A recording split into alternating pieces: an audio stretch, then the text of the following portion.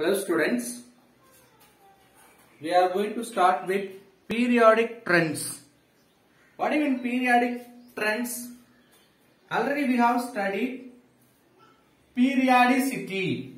Periodicity means particular property repeated after some interval in periodic table is called periodicity. So based on the periodicity, what are the properties of having periodic nature? We will discuss in this topic periodic trends. See, electronic configuration of the elements shows the periodic variation with increasing atomic number. Periodic variation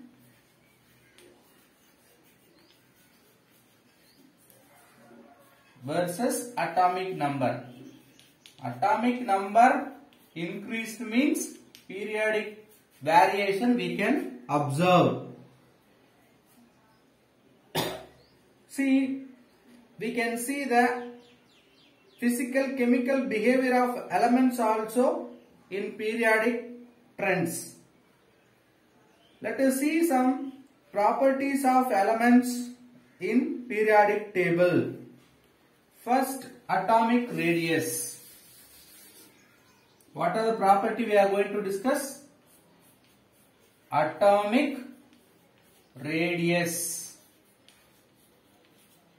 Then, ionic radius.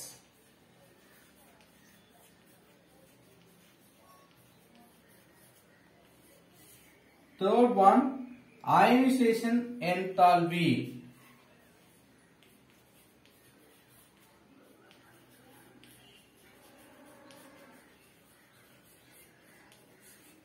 Or ionization energy.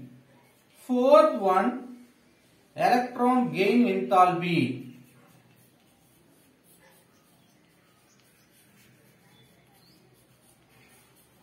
Or energy. Enthalpy is nothing but energy. Sometimes we can call it electronegativity. Electron gain enthalpy we can say electronegativity. The fifth property, this one we can say electron affinity. The fifth one only electronegativity.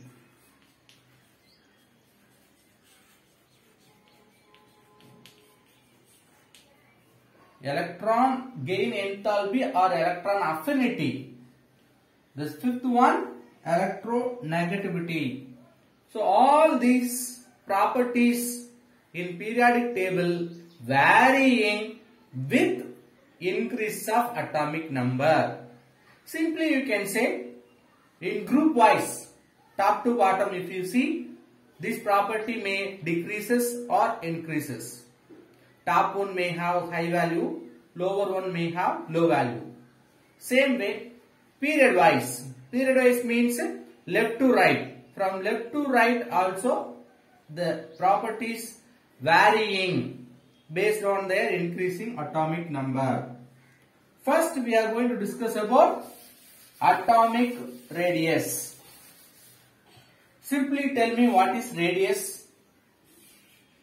The distance between the center of the circle and edge of the circle. Okay, this only called radius. We know atoms also considered as a spherical structure. So due to that spherical structure which is similar with the radius of circle. But for small atom it is not easy to find. Right? We know we cannot see in our naked eye. Then how will you find that radius of atom? That is very difficult. Due to that, the scientists try to find the radius of atom in different manner. How? In the sense, they try to find the radius in their combined nature. Combined nature means what? In covalent bond, what will happen? Covalent bond means two atoms may combine each other. Now the overall distance, internuclear distance we can find. Then half of the internuclear distance only called radius of atom, or from metallic radius depending upon nature of the crystal we can find. First, what is the definition for atomic radius? How do you define? The distance between the center and its center of its nucleus and its outermost cell containing the valence electron. If you consider it is an atom, it is nucleus from center of the nucleus to outermost cell. It may have many cells. Okay, the last cell only called valency cell. This valency cell containing electrons are called valency electron. So the distance between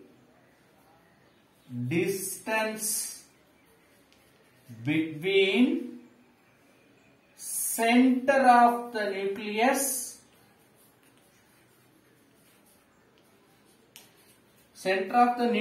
to outermost cell or valency cell, between the distance only called atomic radius. So what is the atomic radius? The distance between the center of its nucleus and outermost containing valency electron, outermost cell which containing the valency electron. Between these two edge points, what is the distance? That is only measured as a atomic radius. But isolated atom not possible. So in combined nature, in covalent bond or metallic bond, we can find the internuclear distance. Based on that, we could calculate atomic radius. So atomic radius in covalent bond, that is called covalent radius. What do you mean covalent radius? The radius of atom in covalent bond. Then what is covalent bond? Covalent bond is nothing but intermixing of atomic orbitals. This is atom A, this is atom B. The distance between the two nucleus is called internuclear distance. We can denote D. Internuclear distance. That means distance between these two nucleus. If you know the internuclear distance, the half of that, because you see R, another one is R, so D is equal to R plus R. If you know one R, that is only we can say atomic radius. So based on this calculation, we could find the atomic radius. For that we need internuclear distance or interatomic distance. So covalent radius. What is the definition for covalent radius? One half of the internuclear distance between two identical atoms, very important. A, B should be equal or identical atom. A, B should not be different. So better we can take AA. Both are same. Hydrogen, hydrogen, oxygen, oxygen. Like similar atom or same atom should be bonded in covalent bond in the kind of homonuclear atom. Only we can follow this definition. That's why one half means one half of internuclear distance. We can write D. Between the two identical atom, between these two identical atom linked together by single covalent bond is called covalent radius. So how will you define the covalent radius? One half of the internuclear distance is in two identical atom linked together by single covalent bond. Here we have single covalent bond. So if you take A, another A, the overall distance half of this internuclear distance of identical atom, then it should be single covalent bond. It should not double bond, triple bond. That radius only called covalent radius. Then we will see one example to find the covalent radius. In the internuclear distance of chlorine, let us take chlorine molecule. What is the internuclear distance?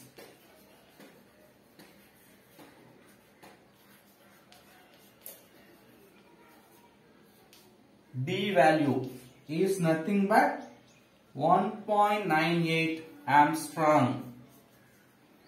Tell me, what is the radius of chlorine? Chlorine molecule we have written. Listen.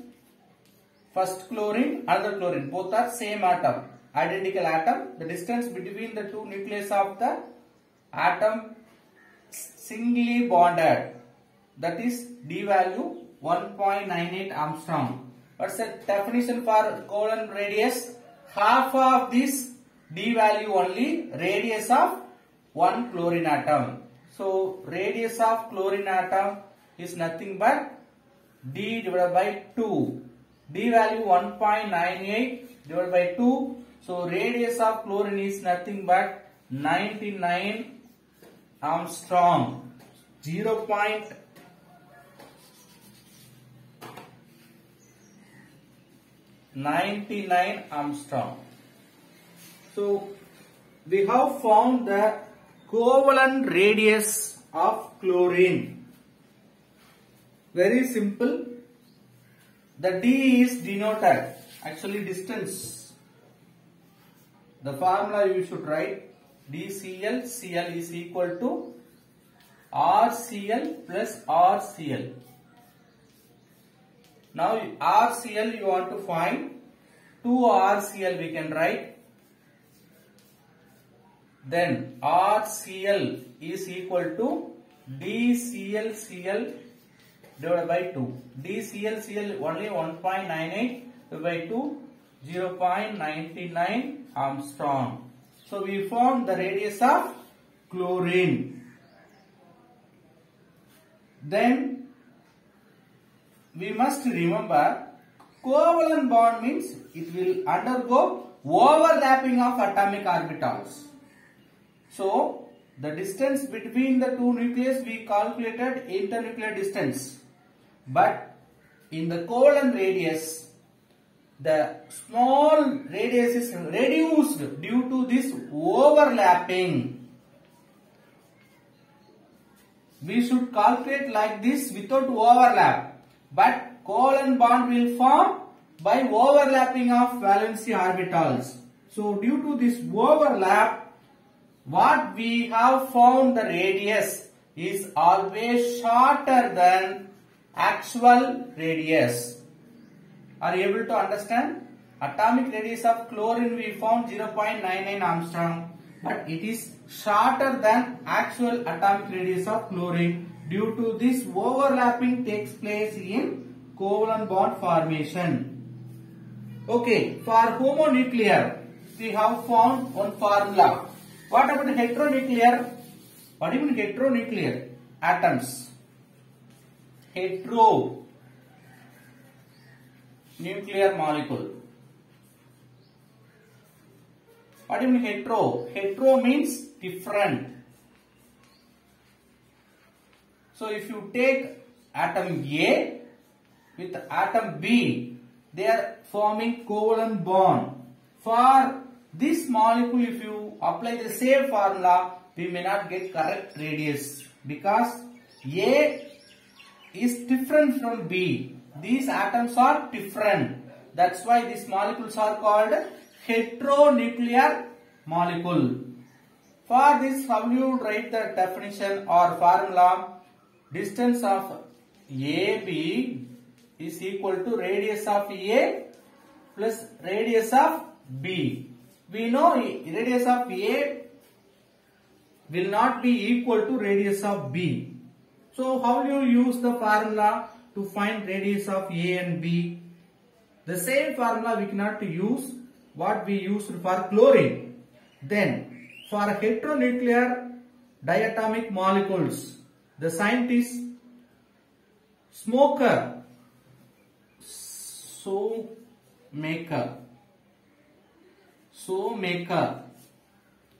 gave new formula, and Stevenson, two scientists, Shoemaker and Stevenson, gave new formula for heteromolecular atoms. The distance of AB is equal to, as usual, radius of A, radius of B, plus minus, he added some value Y. This is reduced value, so some value we have to add. That is nothing but 0.09 int psi A minus psi B. What do you mean psi A, psi B? We know radius of AB. The psi A and psi B is nothing but electronegativities.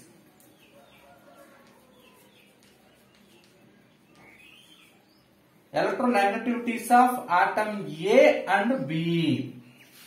For A atom, psi A. For B atom, psi B. But there is a condition, psi A always greater than psi B. Then only we can use in this formula. According to Pauling units, we have to use the electronegativity value, because Pauling gave the rule or scale for electronegativity measurement. Let us see one example by using this formula.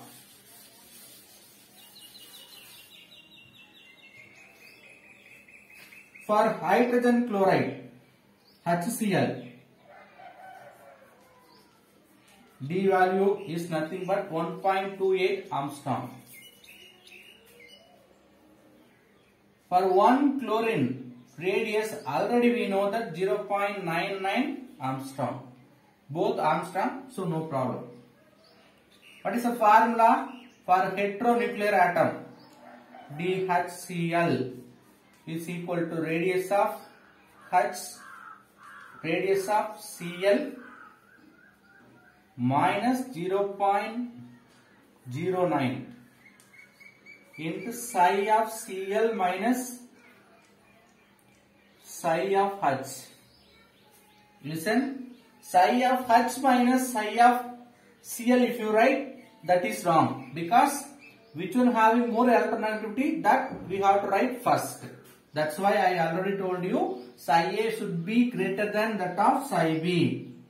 We are taking two atoms, which one will have more electronegativity, that we have to write first. Right. What is the DHCl value is given?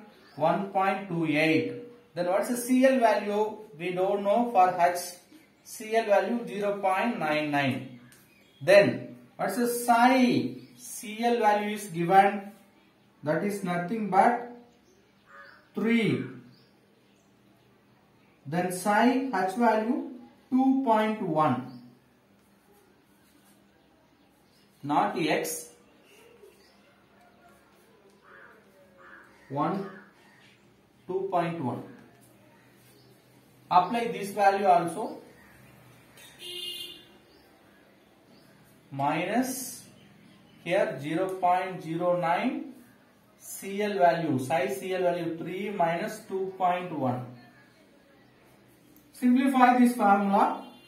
RH plus 0.99 minus 0.09, 3 minus 2.1, it becoming 0.9. So 0.9 into 0.09, it becoming minus of 0.081. Now plus value, minus value. So we can subtract. Finally, RH plus 0.909 value is equal to 1.28. So 1.28 28 Armstrong is equal to RH plus 0.909. We will leave that last equation. Last step. What we got? 1.28 is equal to R, radius of H plus 0.909. Then find radius of H. You can bring this value opposite side. So 1.28 minus 0.909. If you subtract, we will get 0.371 Armstrong. This is the radius of H we found by using Shoemaker and Stevenson formula. Listen, my dear students. We applied the RCL value. That RCL value we can found from the above formula. For homonuclear diatomic molecule, we used, from that we have taken. So that we must remember. So both formula we need to find radius of unknown atom in homonuclear diatomic molecules. Let us see how the metallic radius. Covalent bond means we can use these two formulas. In case metallic bond, how do you find metallic radius? What do you mean metallic radius? 1/2 of the distance between the two adjacent metal atoms are closely packed in metallic crystal lattice. You consider a crystal lattice. In that we have two adjacent atoms. In the two adjacent atoms, distance between the two metal atoms. How many distance? Crystal. In the crystal lattice, the distance between two adjacent metal atoms, that is d value. 1/2 of the d value we can get radius of atom. The same formula like covalent, but in crystals we are measuring. For this also we can have one example. The distance between the adjacent copper atom in crystal lattice, d of Cu is given 2.56 Armstrong. Then tell me radius of copper. What is the formula to find the radius? Both are same metal only, so no problem. Radius of copper is nothing but distance between the copper atoms in crystal divided by 2. Then this value 2.56 Armstrong divided by 2, we will get 1.28 Armstrong as the radius of copper. So metallic radius can be calculated by using unit cell length. We can calculate by using unit cell. In 8th lesson, 8th lesson, we will see what is unit cell. Okay. In that unit cell length is used to find this d value. From the d value, you can find the radius of atoms. Let us move on another topic. Periodic trends in atomic radius. We are studying radius only. In the radius, periodic table, if you take, what will happen?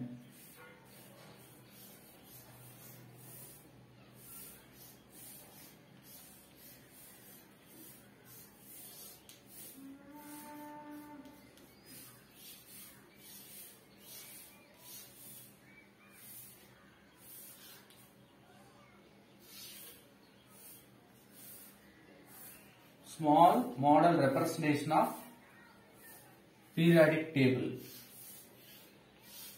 Okay, now in this modern periodic table, first we are going to see period wise. How many periods? First, second, third, fourth, fifth, sixth and seventh one. Totally how many periods we have? 7 periods. How many groups we have? 1 to 18 groups are available. Right. Now variation in periods. Period wise, what will happen? Atomic radius.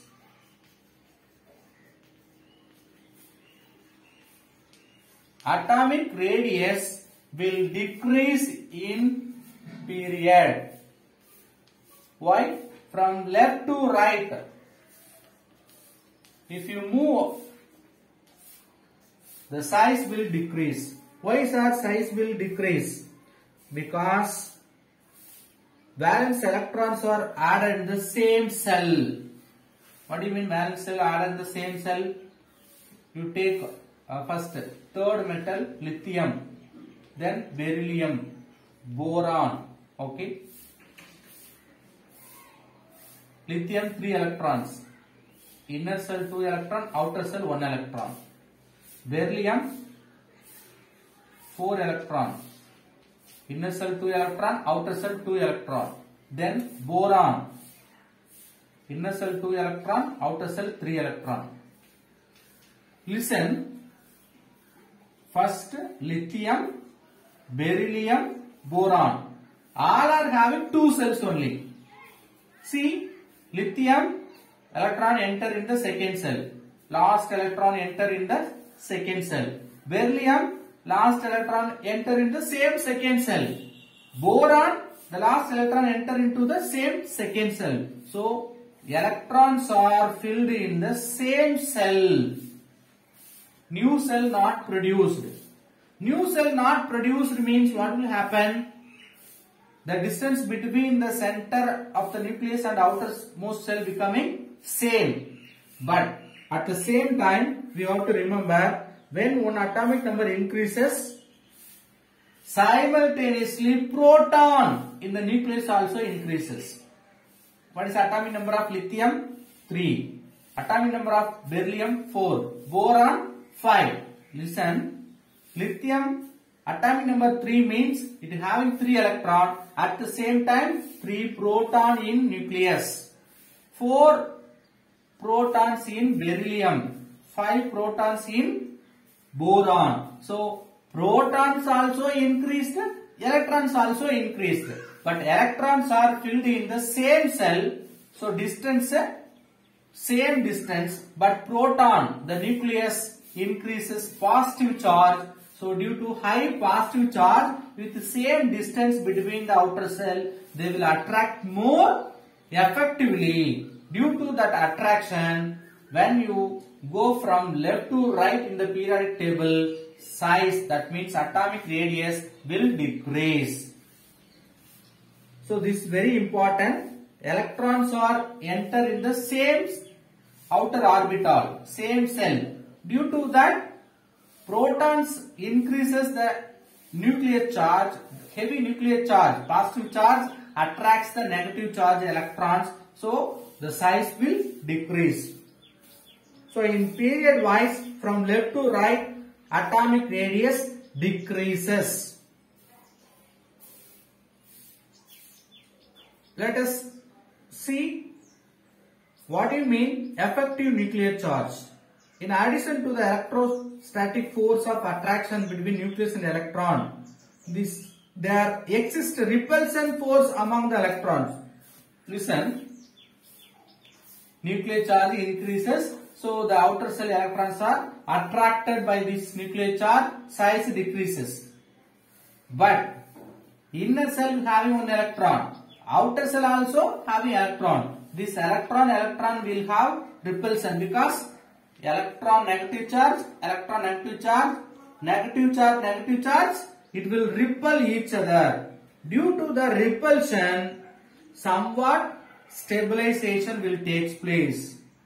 The inner cell electrons acting as a shield between the nucleus and valence electron. This effect is called shielding effect. See, this inner electron, they are acting as a shield between nucleus and outer cell electron. This is nucleus, outer cell. Between the nucleus and outer cell, there is attraction. That attraction is decreased by inner cell electron. The inner cell electrons are acting as a shield between the nucleus and valence electron. This effect of shielding is called shielding effect. So what is shielding effect? We must know.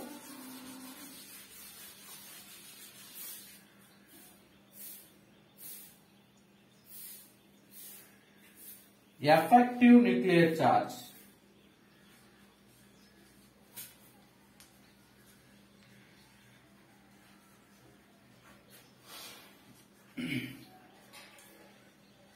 What even effective nuclear charge? Already nucleus giving some charge to the outer orbital electrons, but inner cell electrons are sealed in that nuclear charge.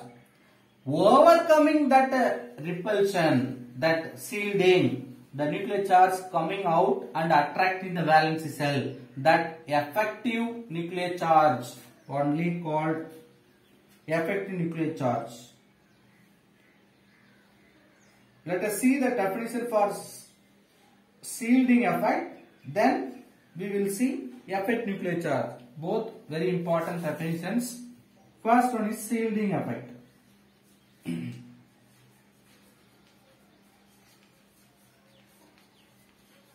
What do you mean shielding effect? The shield or inner cell electrons act as a shield between inner cell electrons, act as a shield between nucleus and valence electron.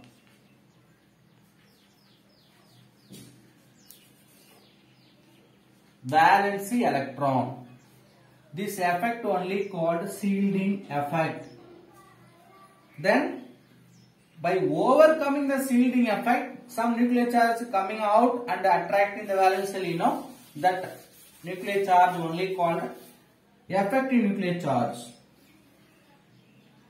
What is effective nuclear charge? The net nuclear charge. Net nuclear charge experienced by valence electron. Finally, what amount of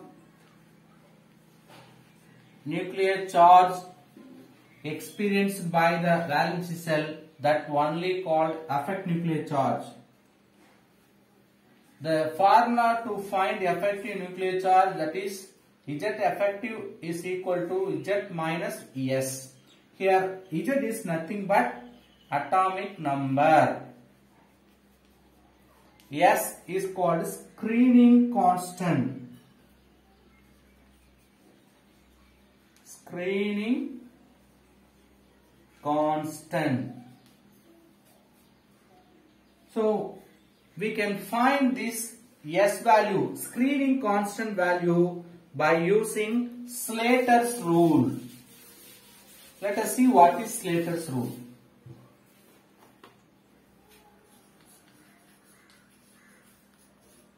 Slater's rule. Slater's rule used to find effective nuclear charge by knowing S value. There are 4 steps. Step 1 in Slater's rule. We have to write electronic configuration.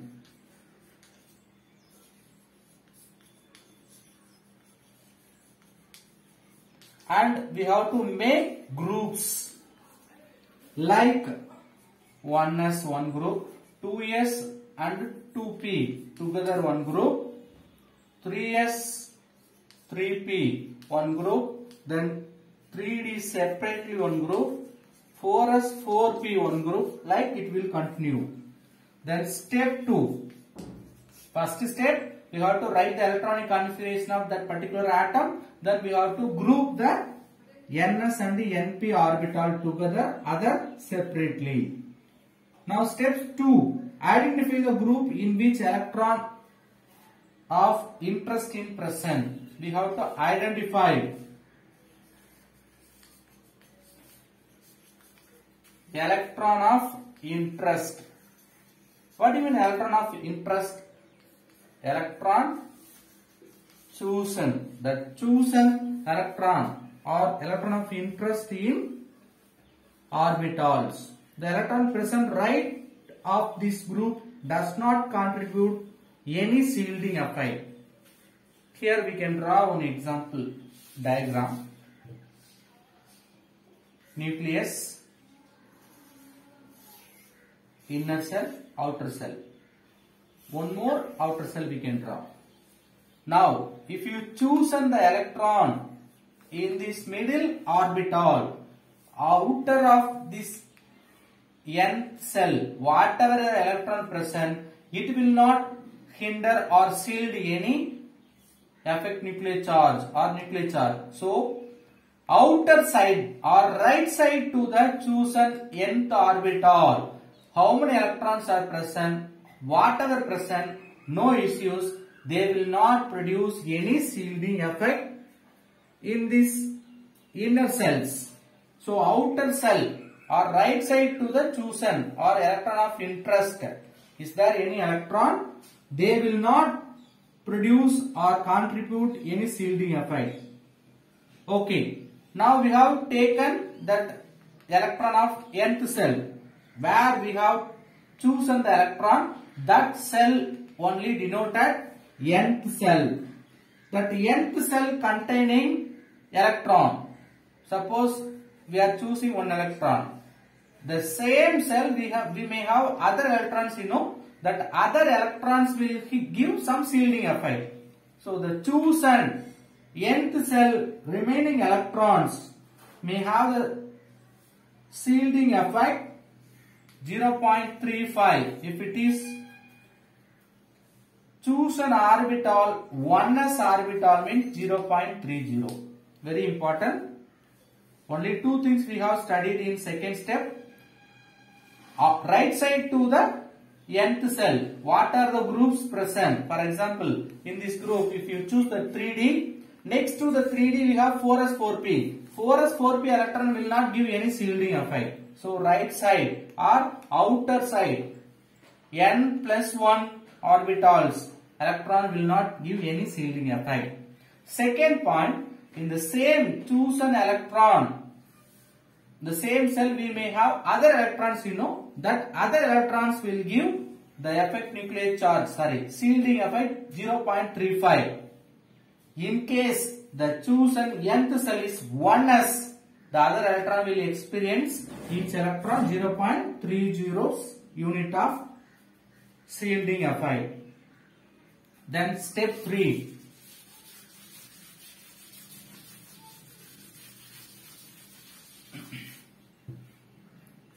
What is step 3? Further inside, nucleus, inner cell, outer cell. Now this is the nth cell. What are the orbital outer side to the nth? No shielding effect. The same cell may give 0.35 or if it is 1s 0.30. Further inside or immediately inside to the nth cell is called the n minus 1th cell. Further or inside to the n minus 1 is called the n minus 2 cell. Now the n minus 1 cell having the electron, that will give the shield, the n minus 1, nth cell 0.35 or 0.30 if it is 1s. n minus 1th cell electron may have 0.85 unit of shielding effect, but the chosen nth cell S or P. Then n minus 2th cell will produce 1 unit of shielding. Listen, very simple. Nth cell, n minus 1th cell, how many electron? Each electron will give 0.85 unit of shielding effect. Further inside, n minus 2th cell electrons, or further it may have n number of inner cells, all are and other inside. N minus 2 and other inside electron will experience effect nuclear charge unit 1. Okay. Now how will you calculate in case the nth cell containing totally 8 electron. One is chosen. Remaining 7 into 0.35. Like we have to calculate nth cell shielding effect. Same way n minus 1, which may have 5. 5 into 1. Then n minus 2. 5 into 0.85. Like we have to calculate. Okay, sir. I told one condition.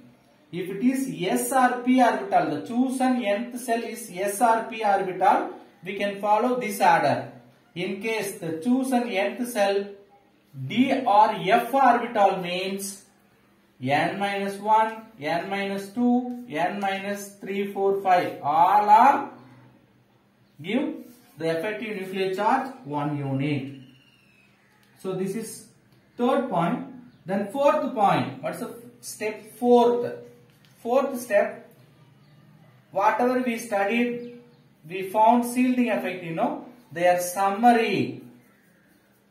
Summary of shielding effect will give the S value. That is shielding constant S value. So these are the rules of Slater's rule. In next video, we will see how to find S value with the example. Thank you.